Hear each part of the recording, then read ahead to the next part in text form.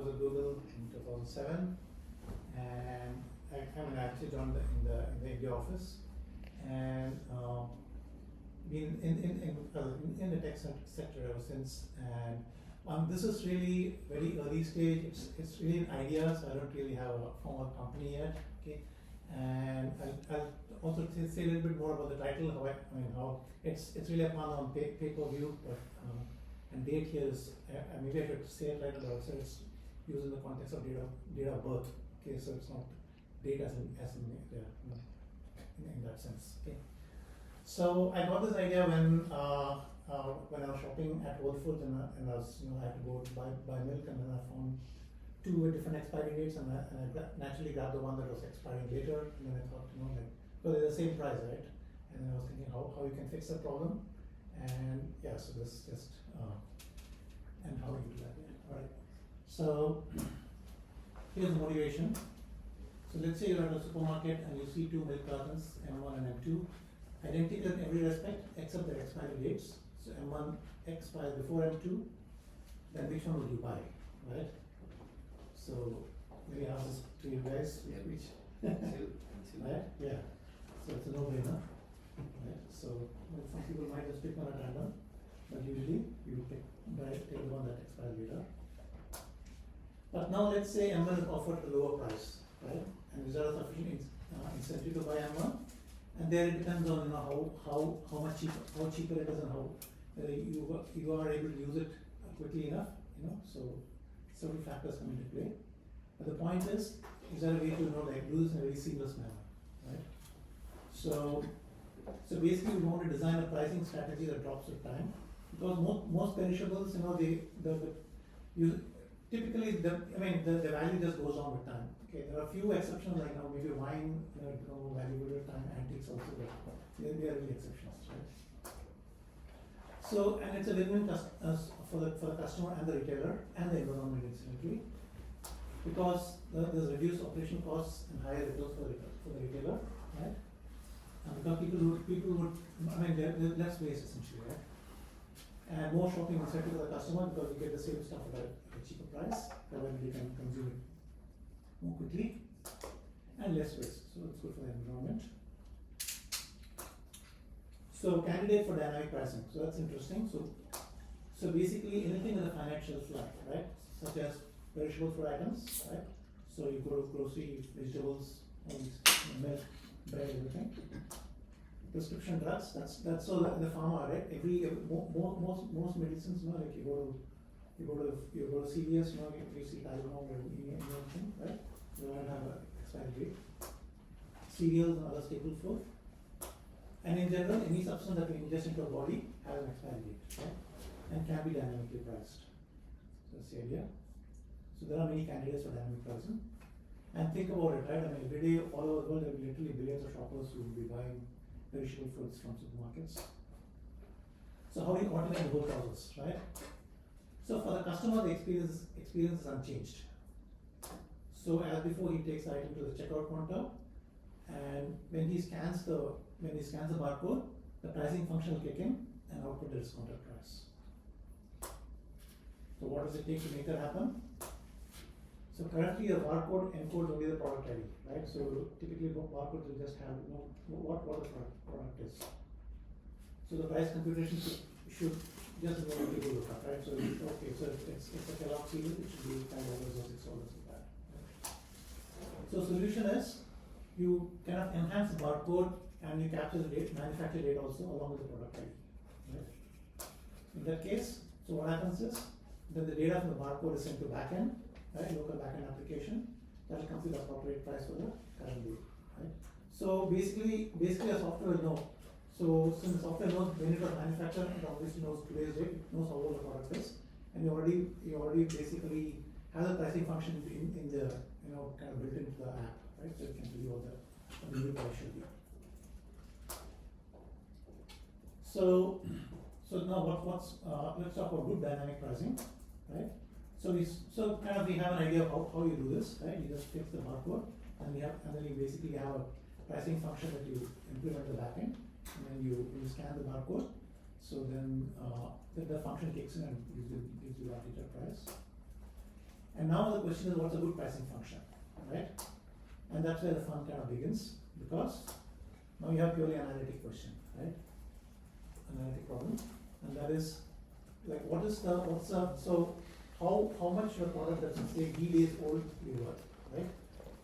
So let's fix a few notations. So let's say C of D is the price for an item, D days from date of manufacture, and the characteristic. So that's a pricing function, and the characteristics are.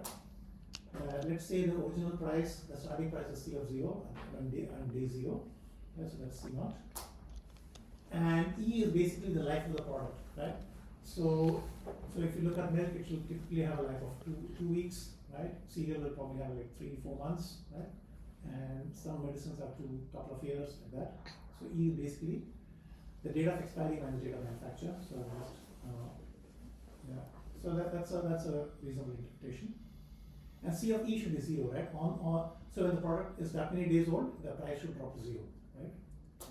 And C should be decreasing. So for most products, as I said, right, the value drops with time, right? So initially there's a certain value, but then as it ages, it's perceived value. It's a matter of perception also, right? So I mean, what the supermarket says is that it's guaranteed to be fresh till that date, right? But then if you buy it close to expiry, then you have only a few more days to kind of use it. So from the perspective of the customer, it's not as valuable as it's for sure. Alright, so what's a good pricing strategy? So it depends on who you ask, essentially, right? So there's a retailer, there's a customer, and then there's an analyst, and so we look at different perspectives. So from the retailer, basically you can learn the right price, right? And here AI can also come in, right? So typically the larger the price, the lower the amount sold, because high price implies less low sales, and vice versa. They give it free, everyone will buy it. But net revenue is price times quantity, right? So set the price to value that maximizes the revenue, right? And you can try a few different values to find the one that works best. But that may not work for the customer, because if you ask the customer, then the customer will say, I will pay only for a fraction of the product that I'm expected to consume before the expiry, right? So for example, if I can use up only a third of the cereal before it expires, then I should be charged only a third of the original price, right? So that's the idea. But how do you compute this expected fraction? Here some amount of probability can come in. So let's say you have, so I think I'll just kind of skip these parts, so a little bit more math here, we can, yeah. So basically you can do some kind of a expectation analysis, and so I kind of gloss over this, and but there's a way to kind of roughly find out how much a customer is expected to consume over a few days, given number of days. So we can do this sort of. What about the analysts, right? So what's a good pricing function? An analyst will say you can take a formulaic approach. So for example, you can have a polynomial representation for the pricing function. So that's just a formula where D is basically the number. The price of the product when it's D days old, E is the life of the product, and C naught is the original price, remember? And K is a cost depletion rate. Okay, that determines how rapidly the price will drop to 0. So if it's small k, then price will drop slowly, and then first and rapidly to 0. Whereas large k drops rapidly first, and then goes down to 0 slowly. I think the printer What lost you. Oh, what happened? I don't know. Is it loose? The plug loose? Should be fine. I think it's back now. I'm not sure what's going on. Ah. Oh, it's probably extended desktop instead of mirroring. Huh? It's not mirroring anymore. I think it's a different desktop. So you can just click the PowerPoint again. Oh, I see. Or you can drag it left, right, up, down. It'll show up. Nothing is going on. Hold on. I don't know how that suddenly happened. What kind of bird is that? Huh? What kind of bird? You know what the problem is?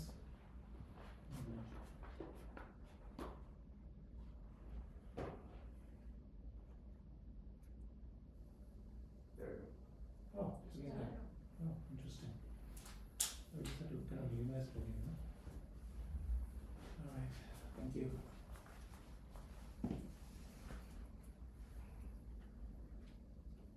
customize a Ubuntu, I guess.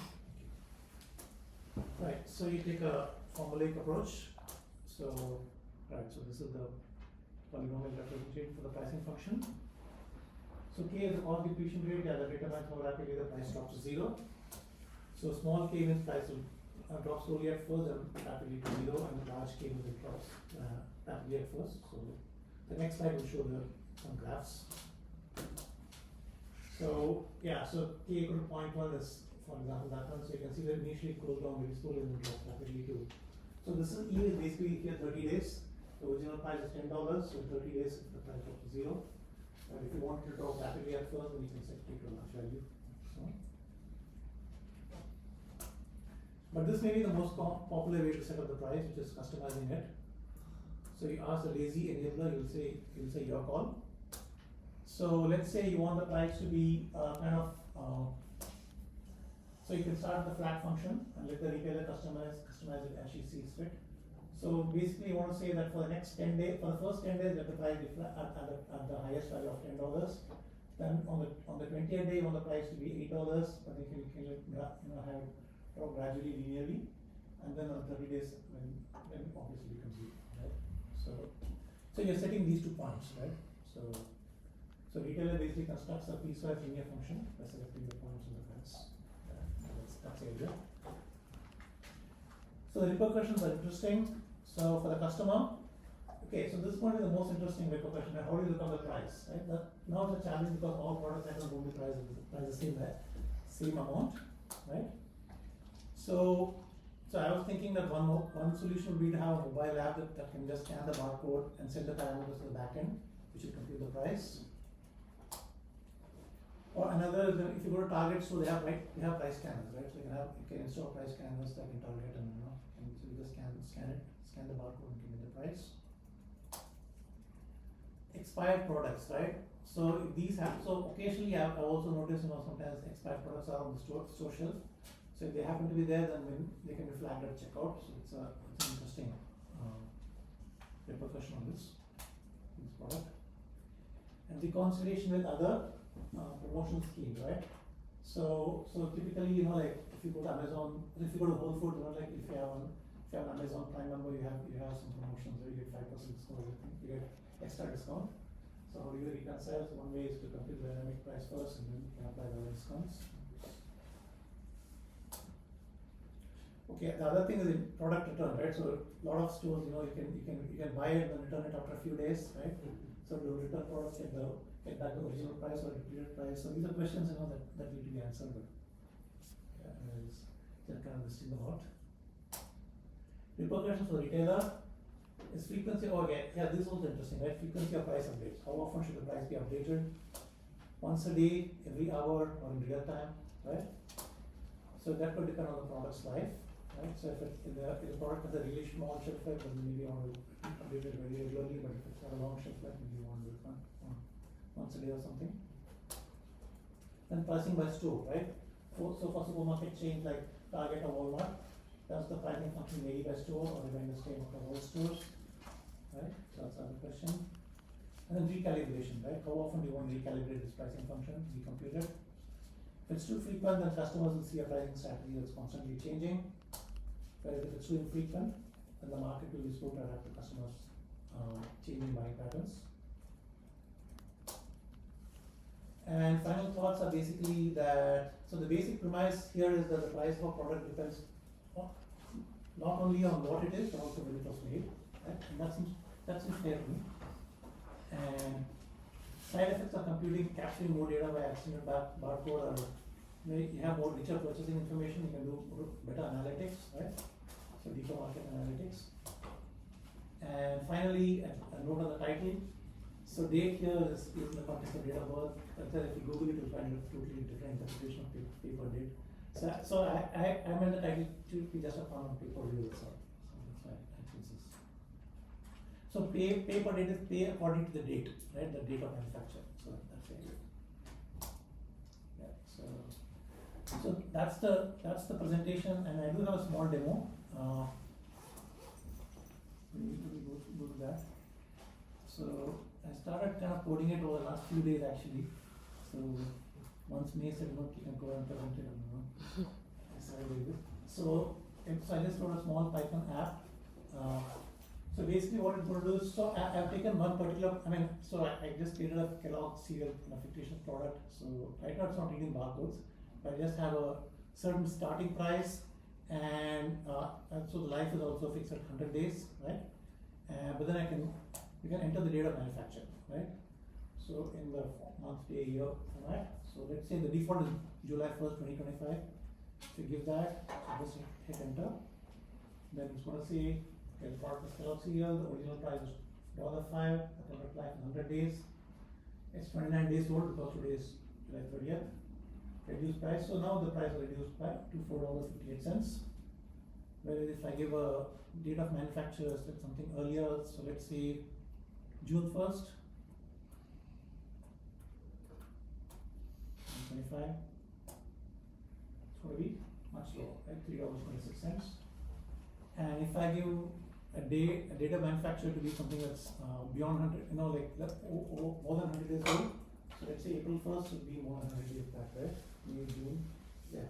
So I'll say April 1st, 2025, and we'll get it for free, okay? Because it's expired. So yeah. I have a simple question. Sure. So for sometimes if the fish can be sold as soon as it is still fresh, right?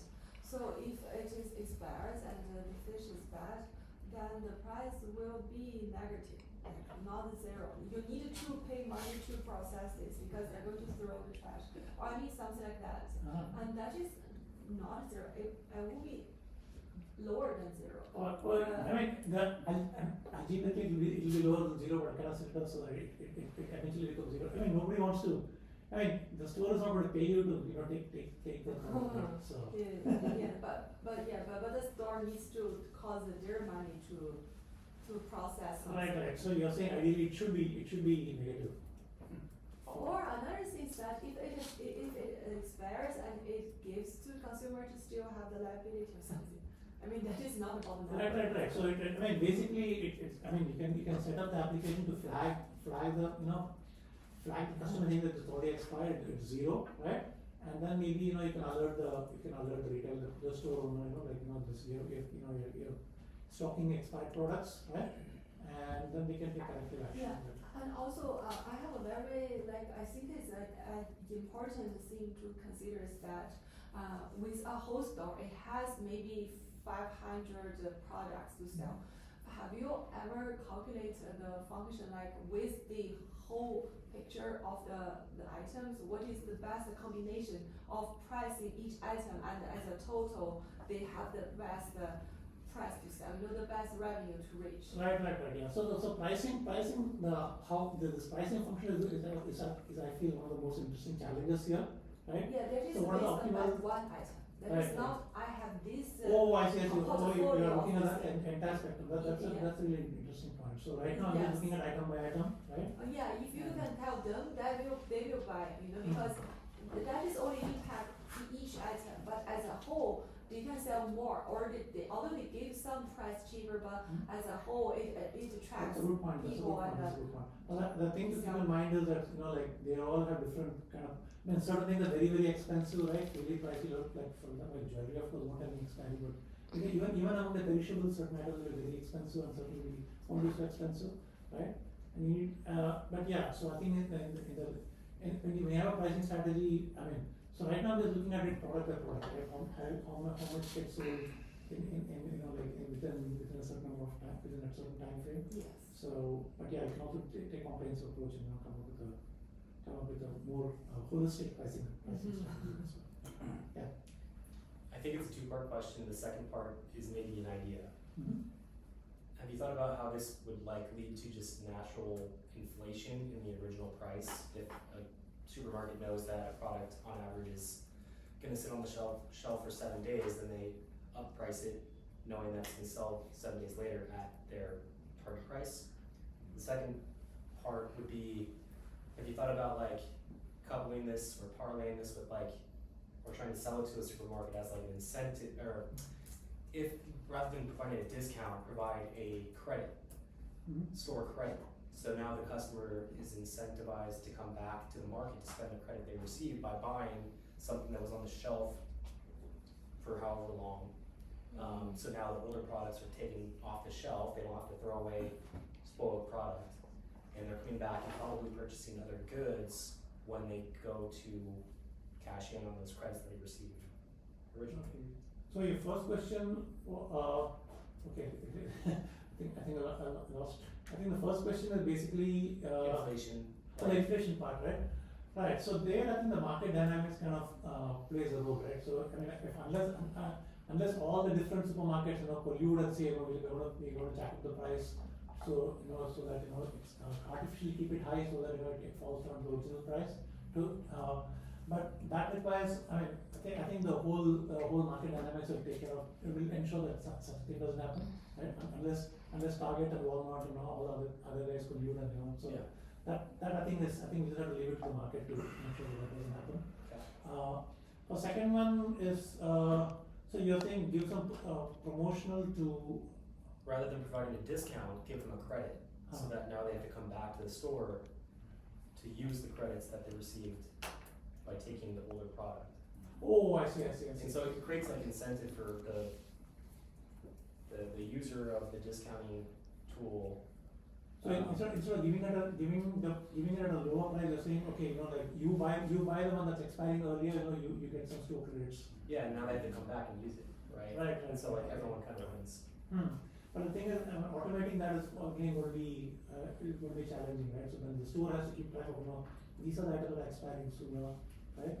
Yeah, So that's these where are your tool comes in, right? Oh, that's where the tool comes. Okay, right. I see. Makes sense. Okay. Yeah. You also remind me like of a Japanese supermarket at 4 o'clock. The bentos go on super sale because they can't last overnight. They gotta get rid of them. So if you had a whole brand of a supermarket that worked like that for every product on the shelf, maybe all day you keep it crowded. like at the end of the day at the Japanese supermarket for the bentos. So you're saying that the customer is going to be smart enough to wait till. But the supermarket has a brand. This supermarket sells by the pay by date thing. And every day, all the stuff that's expiring, you can expect a super sale to be happening. So. Oh, I see. There is a grocery outlet brand, it's called Grocery Outlet. Yeah, the problem is that who is going to buy from day one? It's very fresh. Like I'm not going to buy this. It's the top price. I'm like waiting for something going down. That's a trade-off. Right? That's a trade-off that I never buy day one. Right. No, that also it depends on how you set the price. Right. You can also keep it flat for the first 5-6 days. So it's really up to the retailer. Right? Retailer can just say, okay, it's going to be even 5 days. It's going to be as fresh as at the start. And I'm going to keep the price flat for the first 5-6 days. Then only when the perceived value goes on, then only I'm going to. So it really the retailer can decide how we're going to set the price, right? So even though nobody will buy it when it's really fresh, the price will not drop so much. You're still better off buying a fresh product. Yeah, I think you might categorize the food because, for example, a bag of potato chips, I don't really care how many days it was produced, but the bento and fish, I'm Japanese, I like fish. It should be the day one. I don't want to buy day two fish. Right. Yeah. So another day two prices like 1/3. Potato chips is all same. I don't need, even though it expires, I can get less. Yeah, so true. So this is where the pricing strategy comes in essentially. So if people are going to wait for a few days because the price is going to drop, then don't let it drop, right? So it's still there's a big trade-off here, right? So you may wait for a few days because the price has dropped marginally, but it's still older by a few days, right? So you have to be willing to take a not so fresh item. Have you talked with Whole Foods or Walmart or the expensive supermarket versus not expensive supermarket? Have you talked to them and find out who may pay this with the most promotion? Yeah, so the actual food, like going and talking to so it's still an idea in my head, so it's not something I haven't, yeah. So yeah. All right, guys. Thank you, Sarang. No, you have a question? Oh. Yeah, I was gonna say, like, I don't know, the optics might be a little bit, not the best for, say, like, there's a lower income district or something like that, and the supermarket is saying, oh, these people are only consuming, like, expiring products, so it can feel like perhaps you're passing on, like, inferior products to, say, lesser privileged people and stuff like that. So have you ever thought about, like, the optics behind, you know, such a pricing strategy that can be applied? Okay, so in that case, so you're saying that there'll be a certain section of people who would be willing to pay much less, but that's going to Right. expire soon. Yeah. So I think part of the inefficiency is maybe good in the sense that like there's some sort of even distribution of kind of goods, and you know, for a certain amount of quality, you know, across, you know, limited income people as well. So I don't know. That's something to like kind of think about as in, like if this was actually to be applied, like is there potential to be gained here, you know, for that kind of purposes. Yeah, so essentially, yeah, so okay, so you just want the whole thing to be kind of fair and ensure that some Yeah. kind of people are not discriminated against. Yeah, exactly. So I don't know, just something to think about. Okay. Yeah. Okay, thank you. Thank you.